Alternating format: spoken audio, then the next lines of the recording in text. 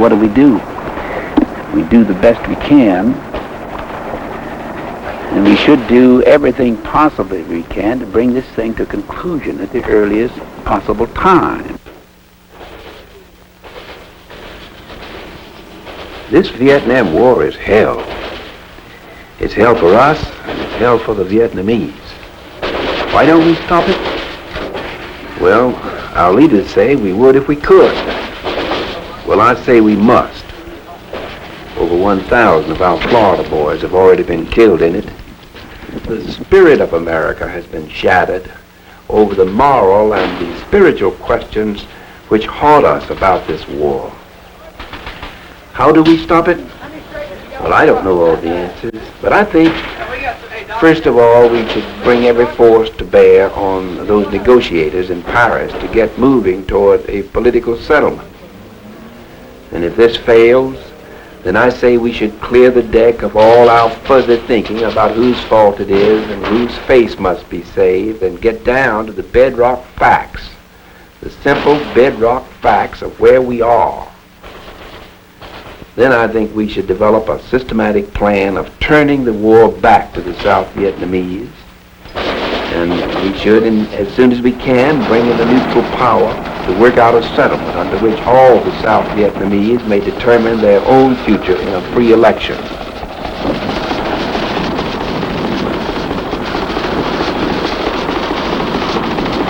America today is fighting two wars on different fronts. The kind of battle Stonewall Jackson said would be disastrous for any nation. The second war has a potential for casualties just as high, wreckage just as costly. Our large cities have swollen to the bursting point, ever postponing the day of reckoning, too busy to plan for adequate protection and safety, too preoccupied to feel the resentment of those left behind in the battle for the American dream.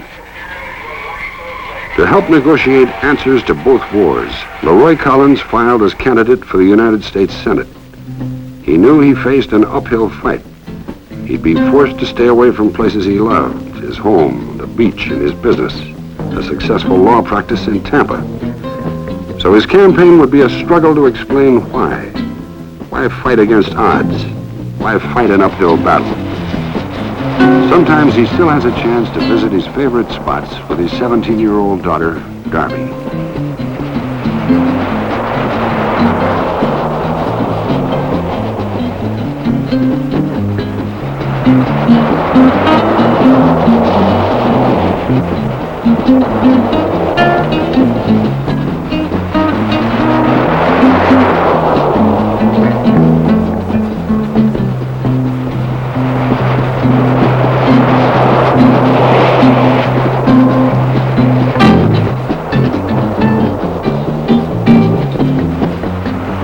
I think every Floridian, whether he's lived in the state 1 year or 100 years, has certain favorite places he likes to go where a lot of people don't go. And this is one of those removed places that I like to visit from time to time. This is Egmont Key. Since this key commands the entrance to Tampa Bay and Port Tampa, this fort was built here to protect shipping in those days in and out of the port. It stood for a long time in very good shape, but about 2 or 3 years ago, in one night in a storm, it just slipped into the sea practically. You can see what happened to it. It just collapsed. And a lot of people have assumed that this was altogether because of the strength and the power of that storm, but this is not the case. For some reason, the fort was neglected and its foundation was not looked through, and so then that night when the storm came, it didn't take much to topple it over. I think there's a real parallel to this.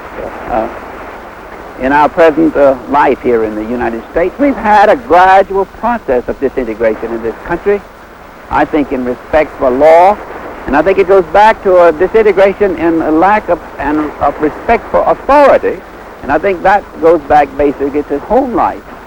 Because I think most of us will agree as parents that there has been less and less authority asserted in our homes. And I think the churches have failed to find a strong job or as strong a job as we should have had in connection with strengthening the moral fiber of our country, and I think most ministers will admit to that. And I think the government has failed in ways to encourage patriotism in our schools and to encourage a full respect for authority. And gradually, this has caused a weakening of the foundations in the country, and then suddenly we have these horrible riots and disorders. We got a job to do in this country. We got to look to these foundations. And that's the job not just of a few of us, it's the job of all of us. It's a job that's going to require strong leadership everywhere, in the home, in the community, in the state, in the nation. That's really what government is all about, in my judgment. These slums do encourage criminal acts.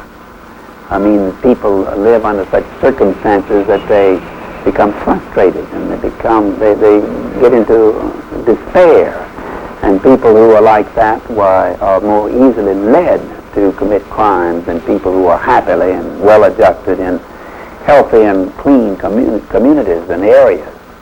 Slums do have a lot to do with crime, and that's a big job that the country has in helping clean up the slums. This building over here, for example, has some 35 families, averaging 6 or 7 per family. So that runs up to 170-odd people just living in that one place.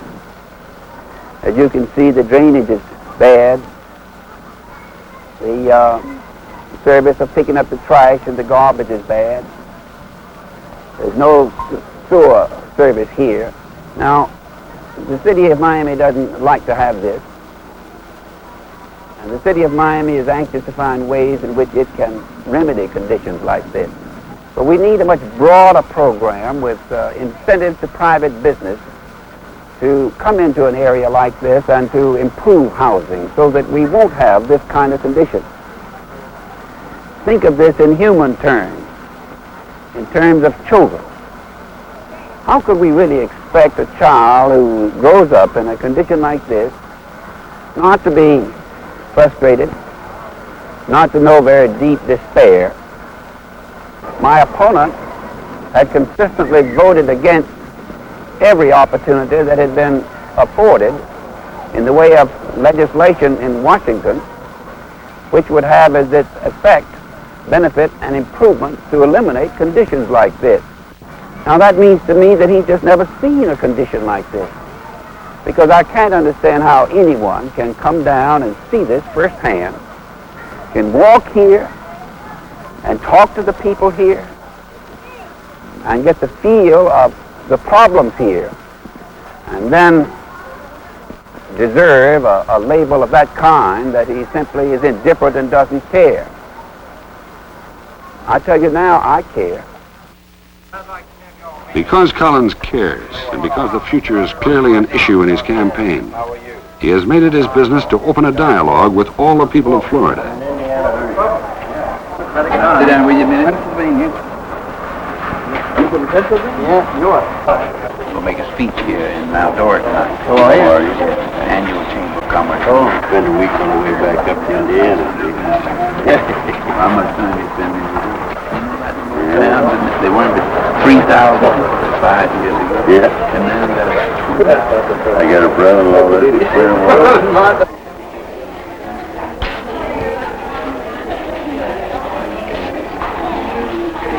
I'm a Republican living in Pinellas County, but some of my Democratic friends tell me to come and meet you, that you're going to be the kind of a senator that I like.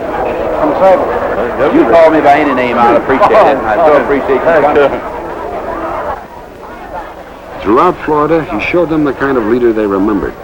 The gentle manner, the genuine concern, the willingness to tackle the really tough problems, the refusal to accept the pat and easy answers, the familiar smile, the probing questions, the seeking of answers.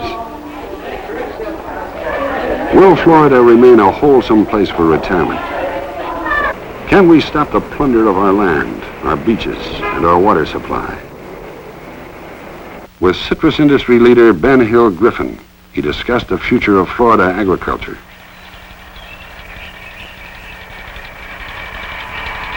What else now? Yes, sir.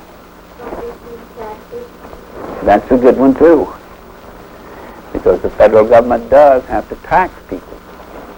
It does tax people a great deal. Now, we ought not be, though, in a position of expecting a lot of things done by government and without it costing, because it's bound to cost. But we can have more efficiency in government and more economy in the management of government, and we can eliminate things that the government sometimes does that it shouldn't try to do. It should leave to private enterprise. And in this way, taxes can be reduced. He reviewed the demands of the Senate job with Senator Spessard L. Holland. You see, I've observed you 6 years as governor, and then I served in the legislature with you. And you were one of my floor leaders in the Senate when I was governor. And I found you willing to sweat hard all of that time. I know you're still of that feeling. Lasting achievements begin in the mind and the heart of a man.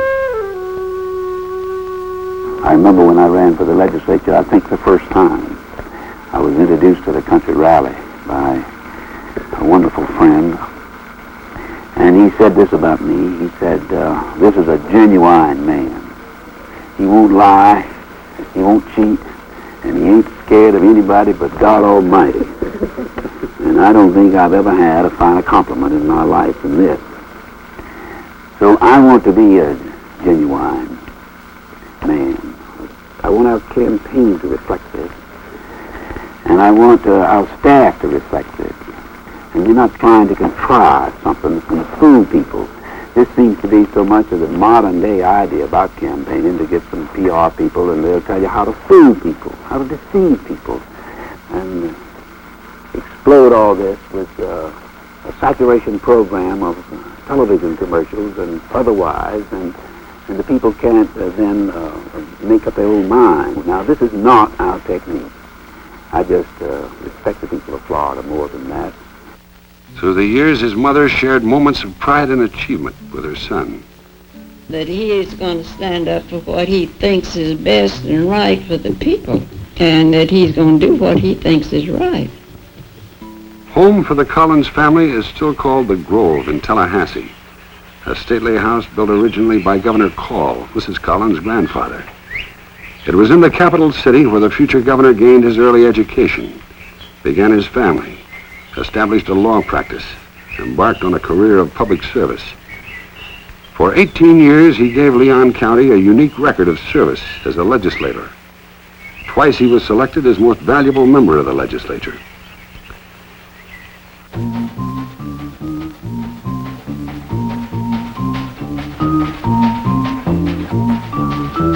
In 1954, he ran for governor against all odds.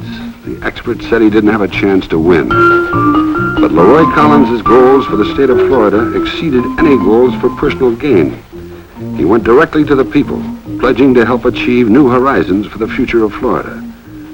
The people listened. The experts proved wrong. The people of Florida, and not the shrewd political manipulators, put me here. In the same inaugural speech, Leroy Collins made a pledge which is as timely today as it was in 1955. Under the oath which I have just taken, it is my duty, and I shall make it my business, to see that lawlessness does not prevail in any county. The unusual thing about his inaugural pledge was that it was a promise he kept. For 6 years, while our sister southern states experienced threats of lawlessness, Florida remained peaceful. Respect for law was maintained. The years of progress included 4-lane expressways and a statewide junior college system. As governor of Florida, he received not just national attention, but earned national respect and pride. He stood up as an early and forthright leader of the New South, putting the South's best foot forward in partnership with the future of America. He was an eloquent and powerful spokesman in the nation for the potential of Florida and the South. He led the way in concerning the nation's governors with foreign affairs, spearheading a fact-finding mission of governors to East Europe and Russia. The Collins qualities of leadership and fairness led to his selection in 1960 as permanent chairman of the Democratic National Convention.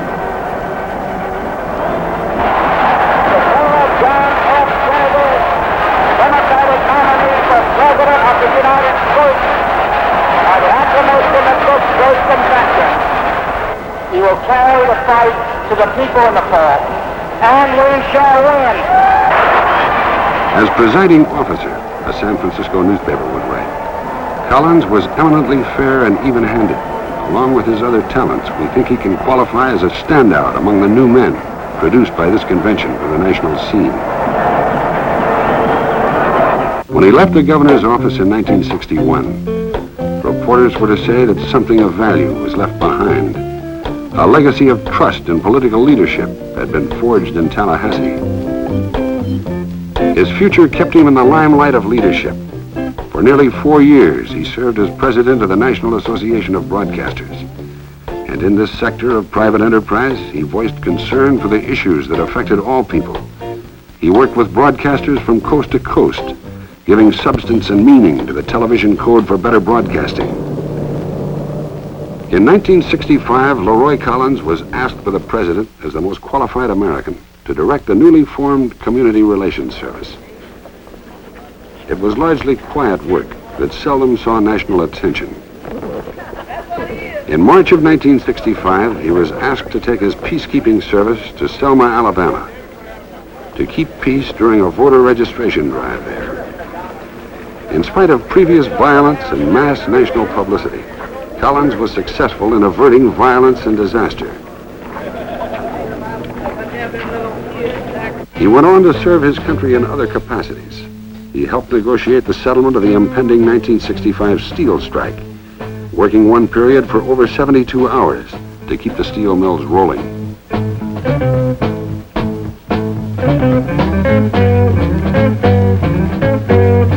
During the early 1960s, they called Cape Kennedy the spaceport of the free world. Gradually, the space effort in Florida has declined. This area has been represented for the past 6 years by Congressman Ed Gurney. My husband is associated with the space program out at Mila. Now, if we're forced to leave the area, I have to leave Florida, which would hurt me dreadfully, and my children would have to transfer out of schools that they've been in all their lives, and we're very unhappy about the possibility. Leadership is very important, and in this particular case, it's more than just important. It's something that we've got to have in order to keep us going here. And I've got something like 100 engineers' resumes in our office right now, people who have been laid off here and are looking for employment. I mean, if we had a doing congressman in Washington, I don't think we would have, I just feel that about 50% of the problems that we have right now would not be with us at all. Time for the politician is out. It's time for the statesman, one that will be recognized as a statesman who has previously had experience. We need people in Washington keeping this work going. We know it's going to come back. Why not keep it up right now? And as far as small business is concerned, I'll say they're still hanging on, but we're definitely going to have to see something done at the Cape to keep our small businesses in business. That there's nothing scheduled after 1970, and we don't anticipate any manned space shots after that. And I don't think we're getting the representation that we need to push forward more positive programs. And we sent representatives from our unions and from local businesses and Chamber of Commerce and all of the different organizations to Washington. And Congressman Gurney refused to even talk to our representatives that were up there at this time. Without strong leadership in Congress, the space effort in Florida could soon be a memory. Leadership is a fragile quality, a quality treasured by all the Collins family.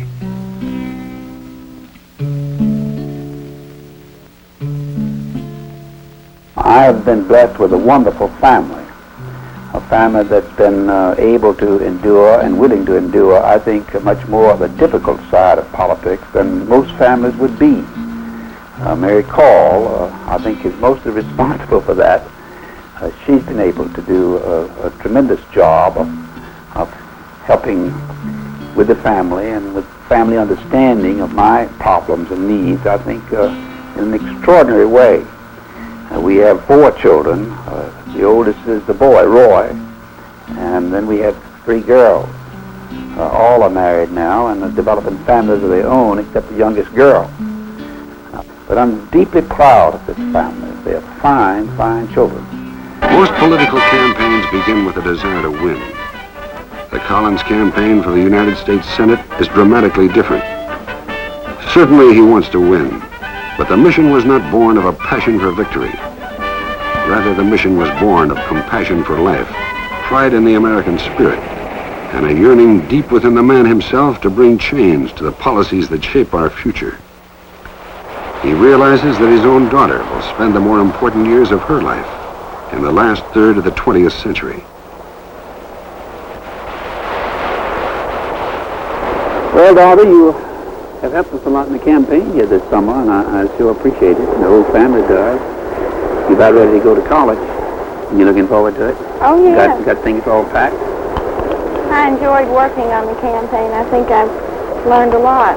Gee, one thing you said down there kind of bothered me, and that was Down on the beach? telling people about going to church and parental authority, and I don't think you should dictate things like that. I mean, I think that should be up to the individual. I wasn't really trying to dictate anything, really. I was just saying what came to my mind about this, but I believe that very strongly. Yes. I think we've got to have more respect for authority, and I do think it starts in the home. And it's not like I was just trying to tell people how they had to live. But unless if you feel something, unless you express it, well then maybe a lot of other people feel the same way, but they don't hear you express it or somebody else express it, so they may think that they feel the wrong way. I don't know. I don't remember how I said it, but I just said what was on my mind. You know, I remember once hearing about a school up in the east, a very old school, a college. It was founded in 1790. And the president used to tell the new freshman class coming there a story about a chandelier that I've always thought was quite expressive of the way I feel about a lot of things. And he said that this chandelier, when it was first put up, they had candles on it for light. It's a beautiful glass fixture. And of course the candles got obsolete, and there was a feeling that they ought to be thrown away, but there were those who said, no, that chandelier is really fine. So let's just put new lights, put some gas lights, which was the modern way of doing it. And then, of course, when electricity came along, well, the same issue developed, whether they would throw the thing out and add an electrical fixture, and they said, no, this is a beautiful old fixture, we're going to keep it. And we just add an electric light. So the president would tell these students as they came in, he would say, this is what education is all about. This is what this institution is all about. We want you here to understand the virtues and the value of all the things that are permanent and timeless, principles and ideals that time doesn't tear away. At the same time, you have to take advantage of your education and learn how to add new light. Now, don't you think that makes sense? Yes, I agree with you. But I feel like I know that so many people of my generation feel that the people of your generation are more interested in preserving the old lamps than adding the new light. I think that's a valid criticism. I mean, I think a lot of people are. We have a lot of people who simply refuse to look forward and refuse to recognize the need of adding new lights, and I know our generation has failed in many ways. If you think our generation has failed to add the new lights, by George, you just get busy and you learn how to develop a better light. How about it? That's what I think you ought to do. Well, you be coming home on weekends, and we try to carry on a campaign and do a good job while you're gone. And you'll sure be here November the 5th when the returns start coming in. Oh, yeah. Think we're going to win? Couldn't help but win. I don't feel quite that sure, but I think we can. Well. The voters of Florida are extremely fortunate to have you now as one who is seeking their confidence and support. My own wife's parents live down, are residents and voters in Florida, and of course I think the Kennedy family considers it second home in Florida. We've been proud to have you all there. I want to just say further, Governor, that I have seen since I've been in public life, and it's not really been that long in the United States Senate, but the people who really are the most effective for their states are people who come to the Congress or the Senate with a reputation such as yours. I know that many of the people that you served with as governors of their respective states are in the Senate now, and I know that that you're known and respected in our nation's capital for the basic and fundamental virtues which I think you've so amply demonstrated over your life, and I think this is a great advantage for the people of your state. Governor, one of the events that all Americans remember is your presiding over the convention in 1960. I think all of us realize the emotion of that event. The fact that you won the uniform acclaim of each and all of the candidates, I think shows your judicious nature and your sense of fair play. And I think that this was something which all Americans realized and recognized, and it brought such a wonderful honor to your state of Florida. And I think you became a well-known figure and to all Americans. That brother of yours made it so. And he was such a dynamic person and such an inspiring person. And his leadership was so magnetic. And this is really what the country longs for. The sort of spark, the kind of enthusiasm that a magnetic leader like President Kennedy really brought this country. Well, I know he had the highest degree of respect for you and what you'd done for the people of your state and the way that you had done it. And it's the same kind of leadership that we need in the United States Senate, and that's why I hope that, and I'm confident that you'll be sent to the United States Senate. Who will see the clearest? Who will work the hardest?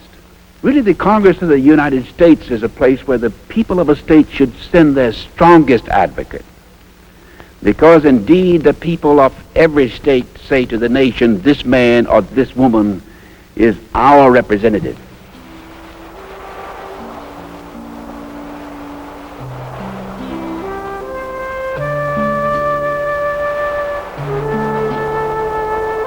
The issue is clearly our future. Who will see the clearest? Who will work the hardest? Who will help bring peace to the conflicts at home and abroad? To reach for tomorrow takes conviction, takes effort, takes a passion to serve.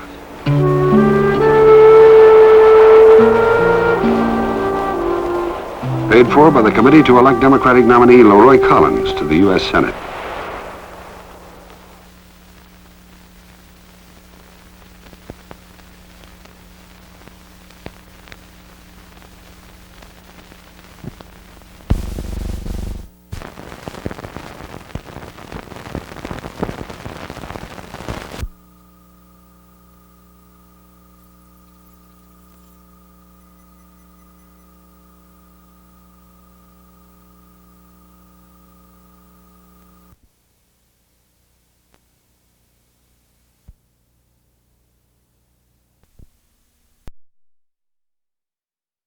J. Smathers.